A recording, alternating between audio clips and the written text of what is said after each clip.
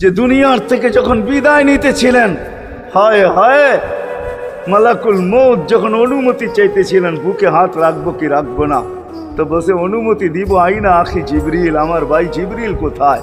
তো বলছে দেখা আসছি ফি সামাইল উলা, প্রথম আকাশে। একটু পরে উনি সালাম দিয়া ঢুকছেন, ওনার চোখে পানি ছিল।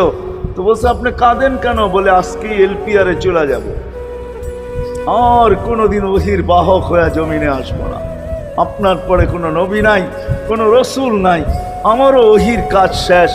ওহির সুবাদে কখনো কখনো নৈকট্যময় জায়গায় চলে যেতাম, আজ থেকে আর যাওয়া হবে না।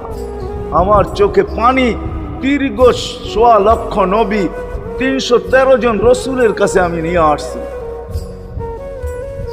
আজকে শেষ দিন, এই জন্য চোখে পানি। তো উনি উল্টা প্রশ্ন করছেন, আপনার চোখে পানি কেন? জিবরিল, মালাকুল মউত দাঁড়ায় আছে, অনুমতি চাই।